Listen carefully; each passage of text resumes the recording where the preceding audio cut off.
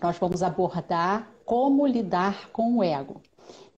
Como é que o ego se constitui, como é que o ego se desenvolve, qual a função do ego na vida do ser humano, não é? E como nós podemos tornar esse ego mais sutil. Como nós vemos na literatura de Vedanta, como os swamis nos ensinam e nos passam, como tornar esse ego mais amadurecido, não é? Até para a vida Maravilha. espiritual. Beth é psicoterapeuta, psicóloga, professora universitária já aposentada e membro do Centro Ramakrishna Vedanta do Rio de Janeiro já há mais de 10 anos, né, Beth? E Sim, Beth sim. é uma pessoa queridíssima do nosso centro de Brasília e de todos aqueles que conhecem ela. A gente fala Beth, né, doutora Beth, né? Na verdade, Ah, Elizabeth Ribeiro. E hoje ela vai conversar com a gente sobre o tema como lidar com o ego, dando umas pitadinhas também da psicologia, né, Beth? aham. Fazendo essa ponte, né, entre essa filosofia oriental, né, e a psicologia. Maravilha, Beth, você está aqui conosco. É um trechinho de um artigo do Swami Nikhilananda, Como Lidar com o Ego. Está na revista Vedanta, que é uma revista maravilhosa, de conteúdo muito bom, com excelentes artigos, muito bem selecionados, uma revista muito bem cuidada. Então, eu vou começar lendo o primeiro trechinho, porque eu separei em três partes. Ótimo. Então, Swami Nikhilananda diz assim, lá pelo primeiro, segundo, terceiro, quarto parágrafo. Vamos entender as funções desse ego que todo mundo possui. Ele se identifica com o corpo, com a mente, com os sentidos e assim se torna parte do mundo dos fenômenos. Qual é o resultado dessa identificação? O que acontece quando o ego ou o sentimento de eu identifica-se com o corpo? Ele diz: eu sou um homem branco, eu sou um homem negro, eu sou rico, eu sou pobre, eu sou feio, eu sou bonito. Quando o ego se identifica com os órgãos dos sentidos, ele diz: eu tenho uma boa visão, ou eu sou cego, eu sou surdo, eu tenho uma boa audição. E o que acontece quando se identifica com a mente? Ele pensa: eu sou feliz, eu sou infeliz, eu sou inteligente ou não. Então, eu gostaria de falar para vocês assim: eu separei em três partes. Como se constitui o ego, quais são as funções do ego e como nós podemos tornar esse ego mais sutil. Não é? Quando a gente fala de ego, a gente está falando dessa concepção de eu, estamos falando da personalidade humana, né? Do indivíduo. Então, como é que surge o ego? Como é que se constitui o ego? O ego surge no momento em que nós viemos ao mundo. Tá? Então, a partir do momento que o bebezinho nasce e ele sente fome, e ele sente sede, e ele sente dor, e ele busca o alimento, e ele reclama, a partir daí o ego está se constituindo, está se formando a personalidade da criança, né? Então a criança abre os olhinhos, depois ela começa a se movimentar, ela se movimenta no berço, depois ela engatinha, depois ela começa a andar, ela começa a desenvolver a motricidade. Então, essa motricidade, ela também é psíquica, é psicomotricidade. Então, a partir disso tudo está se formando o ego, na relação com os outros, na relação com o mundo, né? Então se forma a personalidade, isso que a gente chama da personalidade do ser humano. Esse sentido de eu, que vem muito antes desse nascimento individual, mas esse sentido de eu, né, de ego, vai formando também a personalidade. Essa personalidade a gente pode caracterizar em dois pontos: a questão do temperamento e a questão do caráter, né? Personalidade, eu, ego, indivíduo, temperamento e caráter. Temperamento é o quê? Temperamento são as tendências passadas, as tendências herdadas, as tendências antepassadas, não é? Por que que um bebezinho, um é mais risonho, o outro é mais fechadinho, o outro não ri tanto, um reclama mais, um chora mais, o outro nem tanto. Então isso tem a ver com o temperamento daquele bebezinho, daquela personalidade que já vai se mostrar mais e mais depois. E o caráter é tudo que a gente adquire através dos aprendizados no mundo. Aquilo que a gente aprende com a família, aquilo que nós aprendemos socialmente. Então, personalidade se constitui, o eu se constitui dessa forma. Né? Então, o ego é uma figura que vem de um fundo indiscriminado. Nasce um indivíduo, nasce um eu, nasce um ego, tá? Esse ego, ele é instrumento da ação. É através desse ego que nós vamos aprender, que nós vamos desenvolver um trabalho, que nós vamos agir no mundo, tá? Então, desde o momento que a criancinha nasce, esse ego vai se constituindo ao longo da vida. Tá? Essa personalidade vai se constituindo ao longo da vida e ela só deixa de se desenvolver quando nós deixamos esse mundo, quando nós deixamos esse corpo físico. Né? Ela só para de se desenvolver assim. Né? Ele continua se desenvolvendo. Então, por isso que a gente fala que a meta é o desenvolvimento de um ego amadurecido. Né? Mas a gente vai falar daqui a pouquinho. Quer falar alguma coisa, Lívia? Não, tá ótimo. Faz um comentário, não? Depois o pessoal pode até perguntar para a gente fazer uma conexão com aquele ego cósmico, né? Que antecede, Sim, né? sim. E aí, então, o Swami Nikhilananda, ele continua. Esse ego está presente em todas as criaturas vivas. No animalzinho, não é? Ele é um princípio da natureza, não é? Na filosofia Vedanta a gente vai chamar, é o Ahankara, não é?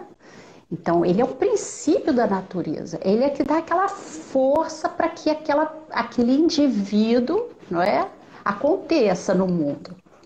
Então, ele está presente em todas as criaturas vivas, de uma forma ou de outra. Ele está presente como instinto nas plantas, nas árvores, é a vontade de viver. Mas essa vontade, ela é instintiva. Tá? O ego também está presente nos animais, mas ele é parcialmente consciente. Né? Então aí tem um ponto importante, porque no ser humano existe uma diferença. Né? Porque o ser humano, ele tem um ego que ele é autoconsciente desse ego. Ele tem uma noção de que ele é um eu, porque ele consegue fazer esse movimento de reflexão. Né? Ele consegue se ver no espelho e eu sou essa pessoa. E aí aquilo que o Swami disse, eu sou feio, eu sou bonita, eu tenho cabelo assim, eu tenho cabelo assado, eu tenho os olhos assim, assado. Então, ser observador de si mesmo, né? Tornar-se objeto, né, de si mesmo. Isso. Ele consegue ser um observador de si mesmo. Né? Ele consegue fazer essa autoavaliação. Ele tem esse movimento de autoconsciência. Você vê que até uma certa idade, um bebezinho, ele ainda não se identifica no espelho. Não é? Isso aí vai fazer parte do desenvolvimento da criança. Sim. Não é? Então, mas o ser humano, ele consegue fazer esse movimento, coisa que um bichinho não faz, coisa que uma planta não faz. Mas o princípio da sobrevivência, esse princípio de vontade de viver, está em todos os seres vivos. E é claro, no ser humano. E isso tem a ver com o ego. Tá? Então, o ego, ele tem várias funções, esse ego. Ele é um princípio de realidade, né? Então, ele dá a noção da realidade do mundo dos fenômenos. Ele dá essa noção do contato do eu com o mundo.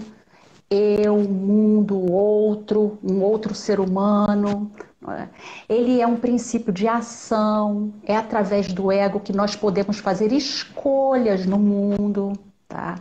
Ele é, como o Swami coloca no artigo, ele é um princípio de proteção, de sobrevivência. Por exemplo, quando nós sentimos medo, isso é uma função do ego. Nós sentimos medo, por exemplo. Graças ao ego, você coloca a máscara para ir à rua no momento de pandemia. É graças ao ego. Uhum. Não é? Então, o ego, por conta dele ser esse mediador, ele é um princípio de realidade, não é? É esse ego que, vamos dizer assim, diz, não é? Vamos colocar a máscara, porque senão você estaria negando a realidade. Uhum. Por exemplo, existem pessoas que aí já são casos patológicos que tem uma negação da realidade. Esse ego é um ego fragilizado. Uhum. Então, daí a importância do ego. Né? A importância nesse sentido, que ele dá esse princípio de realidade, ele dá essa questão da sobrevivência, da proteção, não é?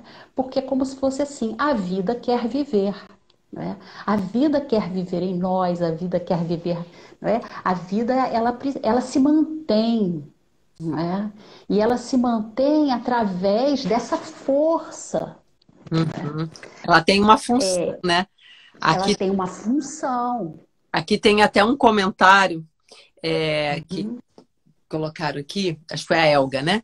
Que todos Uhum. os problemas terminam quando o ego morre, né? Citando Sri Ramakrishna. Agora é Sim. interessante porque quando você traz essa importância, né? Mostrando que o ego ele tem uma função. E se a gente tenta precipitadamente eliminar esse ego, você pode cair num estado patológico.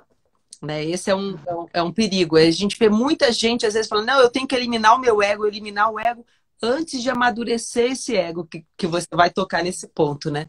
É agora esse ponto do amadurecimento do ego. É. Aham. Porque olha só, não adianta a gente precisa conhecer o ego, não negar o ego. Nós precisamos conhecer essa realidade. Então, a gente só pode dar o salto, não é, Sim, de um chão, não é, conhecendo essa realidade, porque senão se torna uma negação. A gente precisa tomar muito verdade. cuidado com isso, muito cuidado. Então, aí o Swami Nikhil continua. Quando o ego do homem purificado pelo conhecimento de Deus, embora ainda veja e ouça e durma e coma, esse homem sabe que ele não está fazendo essas coisas. Ele sabe que é corpo, que é órgãos de sentido, que é mente, que tem essas funções e que ele é o espírito eterno e puro. Então, o que o Swami Nikhilananda nos sugere pensar, refletir? Então, é importante que nós conheçamos, não é, esse desenvolvimento do ego, essa constituição do ego, essas funções do ego, não para negar o ego. Conhecendo o ego, nós podemos torná-lo mais sutil. Não é? Como que nós podemos tornar esse ego mais sutil? Não é? Quanto mais flexível é esse ego, mais sutil esse ego vai se tornar. Então é aquilo que nós vemos na literatura de Vedanta, que é a questão do ego imaturo, do ego maduro. Muitas vezes um ego imaturo é um ego fragilizado, é um ego ferido. Pode ser, é um ego ferido. É um ego que foi machucado, às vezes na infância ou em traumas da vida. Não é? Então, às vezes, é um ego que tem. É por isso a importância da amorosidade para a cura desse ego, não é? Para a cura dessa personalidade. Para quê? Porque a partir do momento em que se cura essa personalidade, não é? Esse ego ele pode amadurecer Normalmente, porque o caminho de todos nós é chegar a um ego amadurecido. O caminho de todos nós é chegar a um ego mais sutil. O caminho de todos nós é chegar a experiência da transcendência. Não é isso que nós falamos? Uhum. Então, esse é o caminho de todos nós. Esse é um bem que nós temos. Existe uma força que nos puxa para isso. Mas nós não podemos pular etapas, nem negar. Sim. Isso é importante. Então, como é que nós podemos tornar esse ego mais sutil? Então, fazendo assim uma revisão rapidinha, não é?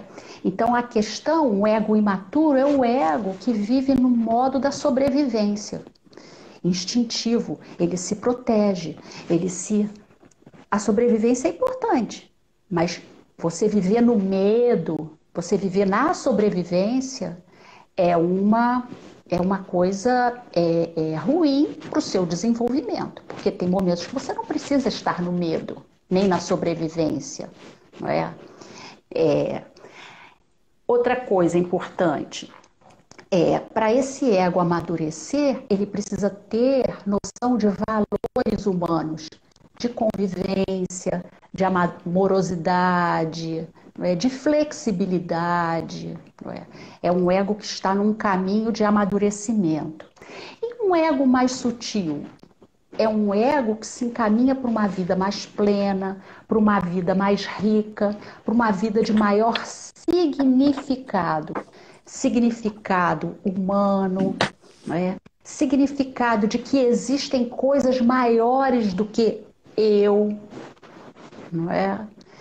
De que existe um outro, de que existe uma humanidade, de que existe uma humanidade há muito tempo, que eu sou herdeira dessa humanidade, que essa humanidade continuará, não é? Que a realidade não gira em torno da minha existência. Então, isso é tornar um ego mais sutil, né? Então, como que nós podemos então falar de autoconhecimento? Duas coisas. O primeiro autoconhecimento, nós falamos, é o autoconhecimento da sua personalidade, tá? A sua história pessoal, como que família que você nasceu, a sua história toda.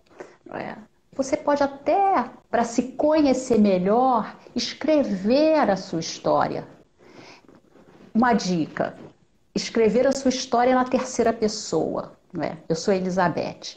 Elizabeth é uma mulher de 59 anos que nasceu, tarará, parará. Aí você escreve a sua história e você olha, nossa. Então, isso é uma forma de autoconhecimento dessa personalidade. Você pode fazer uma análise. E o que nós podemos falar de autoconhecimento num sentido mais sutil? Porque em Vedanta a gente fala de um autoconhecimento a gente coloca o eu com letra maiúscula, não é? Então, é o eu mais sutil, porque existe um eu para além desse eu pessoal, não é? Existe um eu maior, não é? Então, as religiões, não é? A filosofia Vedanta, Vivekananda Ramakrishna, Sarada Devi, nos convidam a essa jornada, dessa experiência de um eu que transpõe um eu pessoal. Não para nós negarmos o nosso eu pessoal, não é? Para nós conhecermos o nosso eu pessoal, indivíduo, que tem uma história, que nasceu de um pai, de uma mãe, não é? Mas que não é só isso. Não é? Nós não estamos limitados a esse eu. Existe um eu, a possibilidade da experiência de um eu maior. E é isso que todos os mestres de sabedoria dizem. Não é? E todas as filosofias ancestrais e todas as religiões. Não é? Tem até uma... Quer comentar, Lívia? Estou lendo aqui as perguntas do pessoal, mas acho que deixo para você comentar mais ao final, né? Tá bom. Tem uma, Podemos, então, é, comentar. tem, Vamos comentar. tem uma aqui que tá perguntando, né? Se o ego é o eu real ainda identificado à matéria, né? Fez um comentário O, agora. o ego é o eu real. Ainda identificado com a matéria. Perguntando, né? Se o ego é o eu real identificado com a Não. matéria.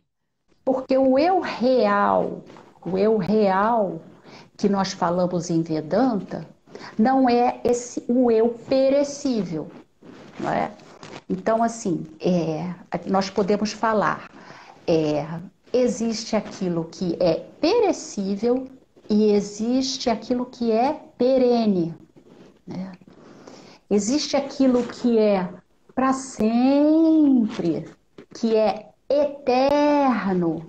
Olha só, eterno. Isso eu aprendi com o Leonardo Boff. Eterno. O Leonardo Boff explica assim: eterno com ternura. Aquilo que reside na ternura é eterno. Então, isso que é eterno é aquilo que transcende ao eu perecível. O eu perecível é corpo, emoções, sentimentos, gosto, não gosto, briguei com fulano, gosto mais de ciclano. Isso tudo acaba. Isso tudo acaba. Né? Então, a questão que os mestres de sabedoria nos convidam é: identifique-se com aquilo que é eterno, não com aquilo que é perecível. Mas nós não precisamos negar que nós estamos, né, constituídos num determinado momento nessa vida por um ego pessoal. Não precisamos negar. Mas só sabendo que existe um para além do ego, Sim, né, desse ego pessoal menor. Né? sim. E quanto mais vai se utilizando, mais você começa a perceber a realidade, né? Essa consciência que transcende, né? Porque quanto mais Uhum, denso ele for, menos você consegue perceber, mesmo você se isso. colocando, né, como objeto de si mesmo, mesmo assim você está sempre sobre o filtro do próprio ego, né? Sim, sim. Então, como que nós podemos tentar experienciar isso? Ó, podemos tentar experienciar isso assim, olhando como é que a natureza é profunda, como é que ela é bela. Podemos experimentar isso assim, escutando uma música bonita que toque. Podemos experimentar isso meditando, tentando tirar todos os pensamentos, deixando os pensamentos passarem, tentando se conectar com um sentido maior.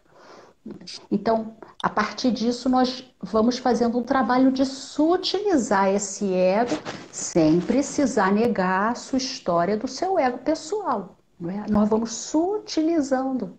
Até para que essa transcendência ocorra no momento certo, né? Porque Sim. se você tenta precipitadamente forçar um estado desse, que você levante esse véu de Maia para enxergar essa Uhum. realidade que transcende, você pode surtar. Né? Então, assim, né, é o Uhum. cuidado que a gente tem, principalmente com esse olhar da psicologia, né? Uhum. Entendendo a Uhum. importância, Sim. porque a gente vê muito, Beth, às vezes o pessoal pega a filosofia oriental, né, e traz para o Ocidente e não aplica da forma, não explica então para as pessoas, ou não se faz, às vezes, a leitura da maneira apropriada.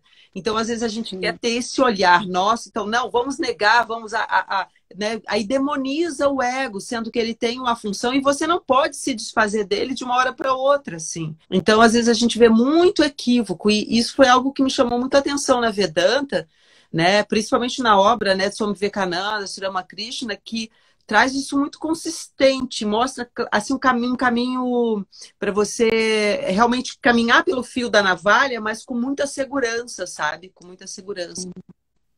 Um exemplo, assim, do meu contato, assim, de conversas com o Swami Nirmalatmananda, por exemplo. Chegou, boa tarde, Swami. Como você? Aí ele pergunta sempre assim: como é que você vai? Como é que vai a família? Está trabalhando? Tudo bem no trabalho? Olha, tudo dados de realidade.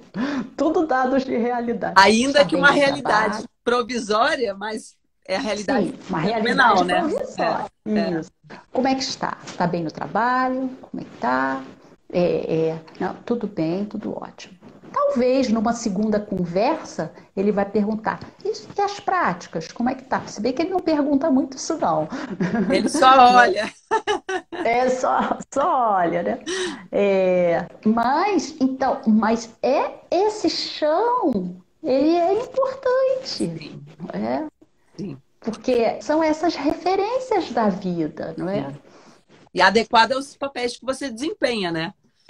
Sim, Sri sim. Ramakrishna fazia isso também quando os discípulos iam visitá-lo e perguntar, fazia perguntas, não só sobre o que eles Sim. pensavam, né, sobre um determinado assunto ou outro, mas perguntavam algo da vida deles, né? O problema é a identificação extrema. Sim, Por exemplo, o que você falou assim, eu fui professora, não é? Eu fui professora. Agora, por que que às vezes existem várias e várias pessoas que têm problemas na hora de aposentar? Quando, por exemplo, elas têm um cargo importante e elas se aposentam. Por que que hoje em dia existe a preparação para a aposentadoria? É importante para sim, muitas pessoas. sim, Por quê? Porque ela se identifica com aquilo a vida toda. Vamos supor que seja uma pessoa de sucesso no trabalho, que ela goste de fazer aquilo que ela sempre fez e tal. Então chega num determinado momento que ela vai deixar aquele trabalho, né? E às vezes é complicado. sim, Eu conheço uma pessoa que o pai dela passava dias e dias depois que se aposentou indo à empresa em que ele trabalhou, indo ao centro da cidade, aqui no Rio de Janeiro, indo ao centro da cidade. Ele fazia aquele mesmo ritual, porque era uma máxima identificação com aquele ego profissional, com aquela persona. sim. Então, era difícil para ele se descolar daquilo. Então, muitas vezes, nós precisamos nos descolar daquilo, porque aquilo foi provisório na minha vida. Aquilo não é para sempre. Nós temos vários papéis, várias identificações, não é? Você trabalha em algum lugar, você é casada com fulano, você tem sua filha, você pá. Então, várias identificações. Mas quando nós nos identificamos rigidamente com essas coisas, nós podemos adoecer.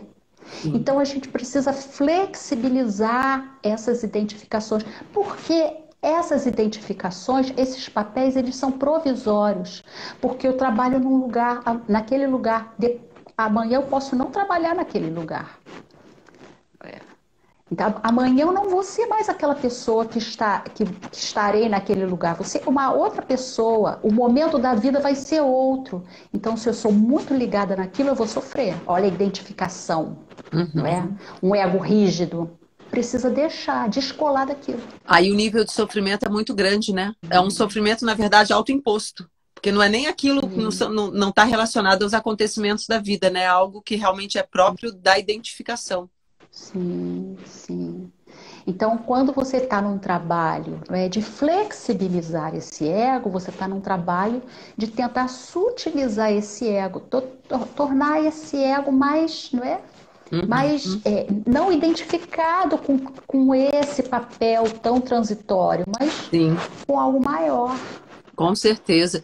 Tem dois comentários que têm bem a ver com isso que você está colocando aqui. O Demétrio colocou algo que normalmente quando se lê nos livros, que fala que você tem que destruir esse ego por meio da meditação e tal.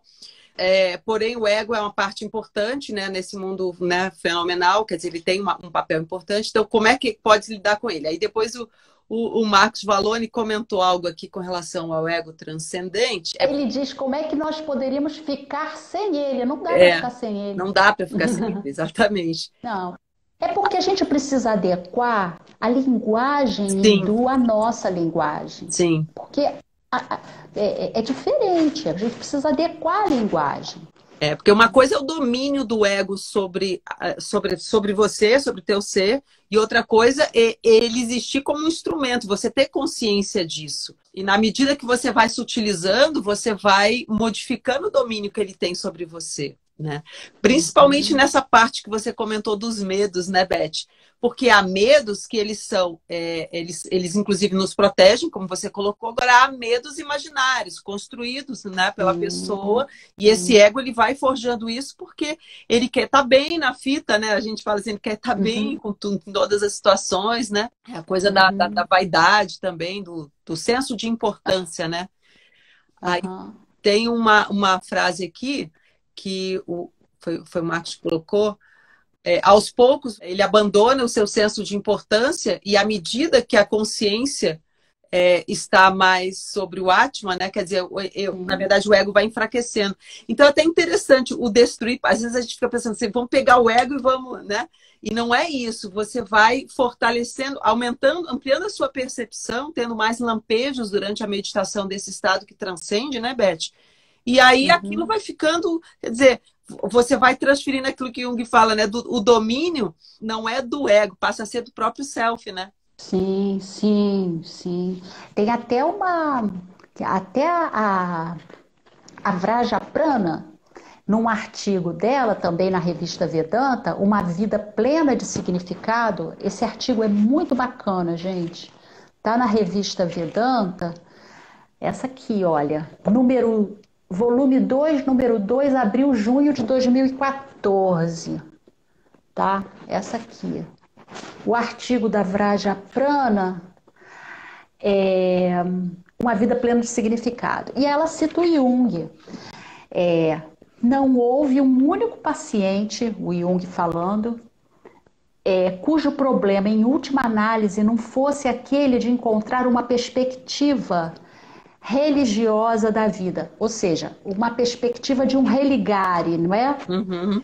Nesse sentido. É válido dizer que cada um deles ficou doente porque havia perdido um sentido maior de todas as épocas. Havia perdido, desculpe, porque havia perdido aquilo que as religiões de todas as épocas deram aos seus seguidores. E nenhum deles ficou realmente curado sem que tivesse recuperado suas perspectivas religiosas. Então, eu sempre gosto de sugerir a leitura de um livro que eu acho que tem muito a ver com Vedanta, e eu já vi vários swamis recomendando esse autor, que é o Viktor Frankl. O livro é Em Busca de Sentido. O Viktor Frankl, ele fala exatamente isso, não é? Qual é a possibilidade da pessoa se tornar, não é? Tornar a sua vida uma vida mais plena, porque ele fez um estudo com pessoas que estavam num campo de concentração. E ele percebeu que aquelas pessoas que tinham um sentido de compreensão, de doação, de empatia com o outro, essas conseguiram sobreviver, muitas delas conseguiram sobreviver, queriam viver, né? Porque elas viam um sentido para viver. Então, ele fala desse sentido que nós podemos, um sentido maior de amplitude para a vida que nós podemos construir. O sentido, ele não é dado, ele não cai do céu. Ah, puxa, eu podia, qual é o meu talento? Eu queria receber um sentido para a minha vida. Não, o sentido ele é construído.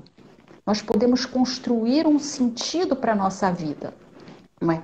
Um sentido maior para a nossa vida, num sentido de você ter assim, viver de uma forma mais plena, menos restrita nos apegos cotidianos, não é? Tem uma pergunta da Emília do Espírito Santo, como lidar com a psicopatologia do outro, né? Um desafio, né? Como lidar com... E depois tem outras que se relacionam que a gente pode responder junto. Se você quiser comentar um pouquinho sobre isso. Como lidar com a psicopatologia do outro? Bem, isso é uma pergunta difícil, né? É pergunta de psicólogo para psicólogo, entendeu? Ah, é? Ela é Ah, tá. psicóloga. Ah, tá. Como lidar com a psicopatologia do outro?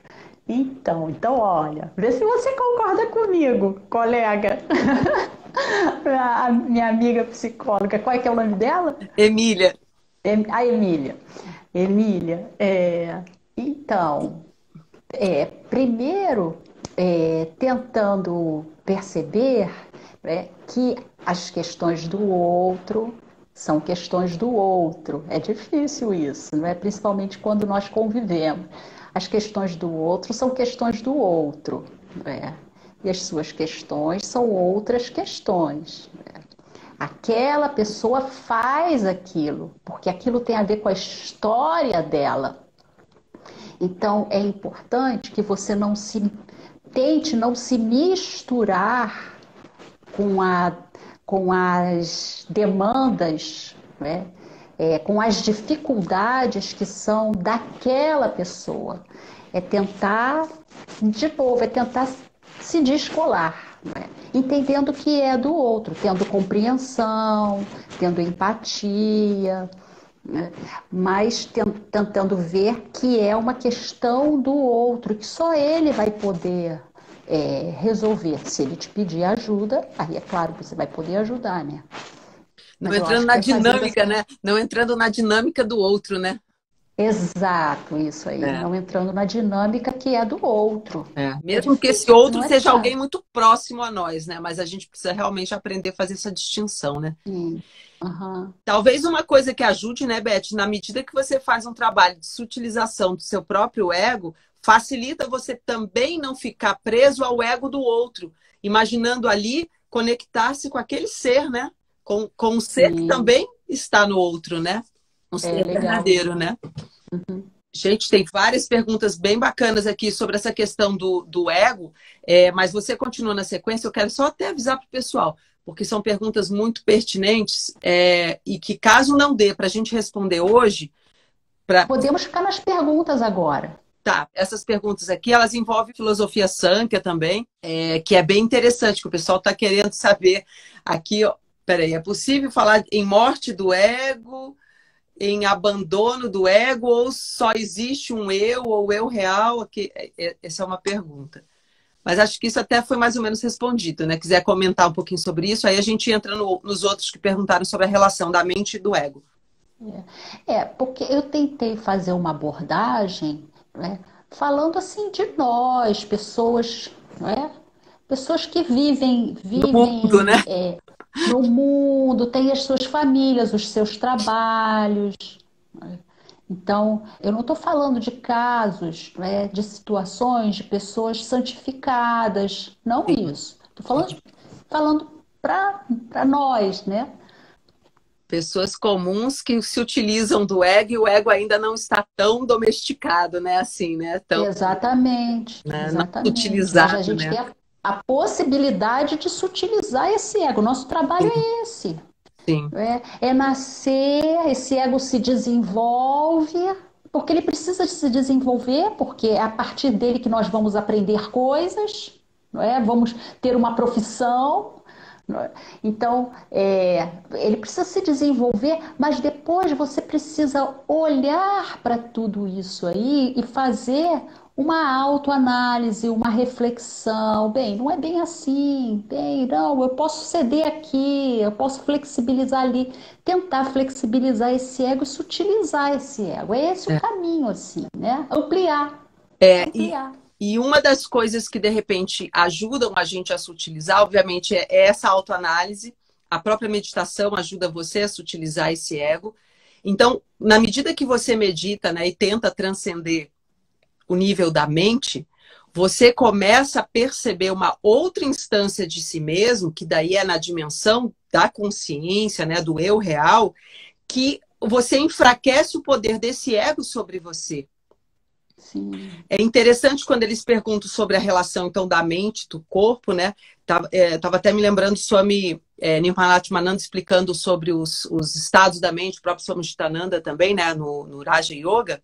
É, inclusive com relação aos estados, né, de vigília, de consciência, quer dizer, esse ego que a gente fala, esse ego que a psicologia aborda, esse ego, ele atua no nível de vigília, né? No estado de vigília, né? Uhum. Mas o princípio arrancara ele existe além desse estado de vigília. Ele continua, ele não, ele inclusive ele continua encarnação após encarnação, porque estavam perguntando com relação a quando você morre, a perda do corpo físico e tal, né, mente e tal, mas o corpo causal continua. Isso tem a ver com Budi, pois com a Ahamkara.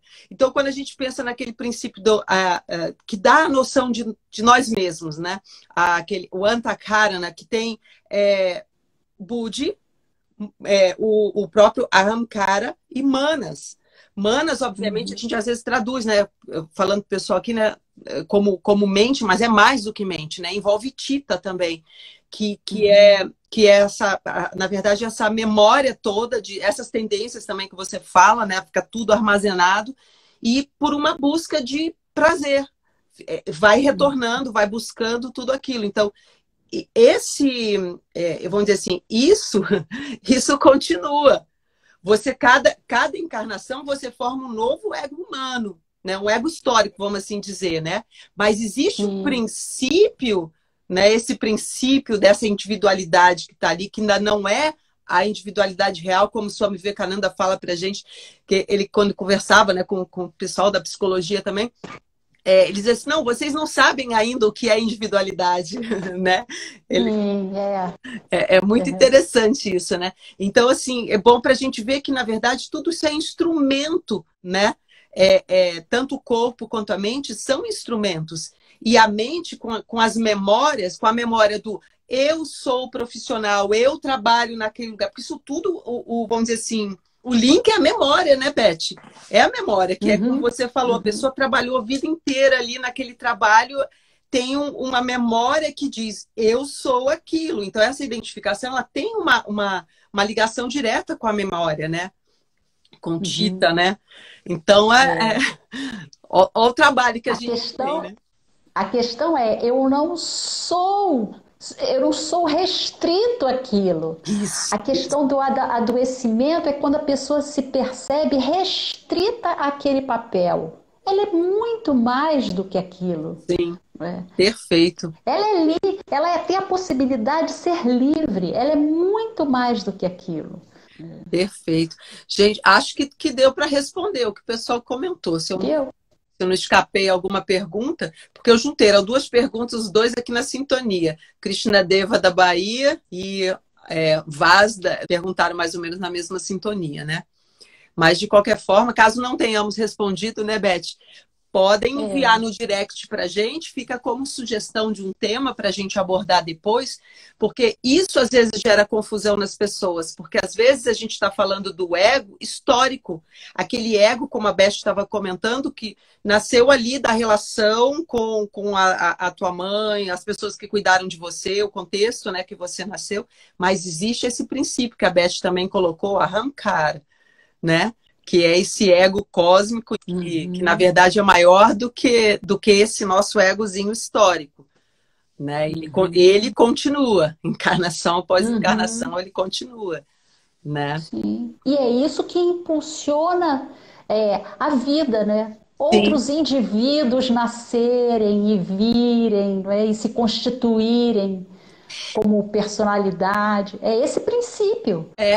E você falou de uma forma assim tão bonita, Beth, que eu nunca vi nenhum lugar escrito desse jeito, assim, tão poético, sabe? E que aí me fez essa relação. Porque quando a gente pensa na manifestação e vai pensando assim, como esses princípios foram surgindo, então vamos dizer, essa matéria primordial, né, Prakriti, né? Quando ela se manifesta, então tem os gunas, né? As três grandes tendências, né? Da primeira tendência vem Budi. Da segunda, que é já Rajas, vem esse Ahamkara, né? Então, olha que coisa interessante, né? Quando você traz assim, é o princípio que motiva a vida. Claro, porque é a ação, é o conflito, né? É o movimento, né? Tanto nesse nível cósmico, quanto nesse nível individual, histórico, né? Então, assim, quando você fala dessa forma, assim, sabe qual é a sensação que eu tenho, a leitura que eu tenho? Acolhe esse ego, sabe? Né? Não precisa demonizá-lo, sabe? Não, Né? não. Não, não precisa. Eu até escrevi aqui uma coisa que tem a ver com isso, não é? É, essa coisa da autocompaixão, não é? Sim, Acolher esse sim, ego, não sim, precisa demonizá-lo, sim, porque é muito bonito, sim. é uma trajetória, é a caminhada de cada indivíduo humano, E é não a é feito de caminhada. culpa, né, Beth? Não é feito de Não, culpa. é. Olha que coisa bonita, olha quantos e quantos indivíduos, não é? Personalidades, egos já passaram, não é?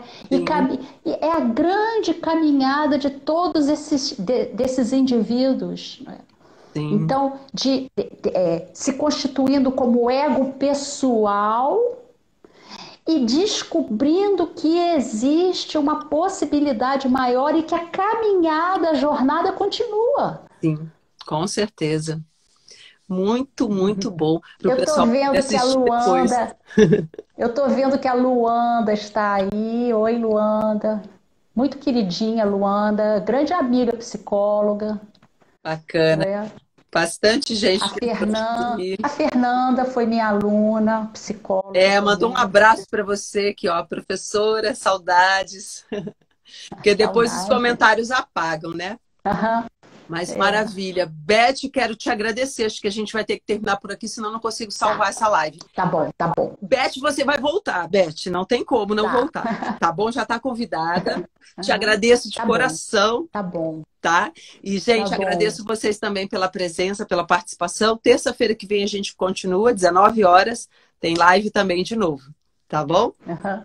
E Um compartilhe com beijo, os Lívia. amigos, né? Um beijo para todos, né? Muito Obrigada, Beth. obrigada. Tchau. Tchau. Tchau.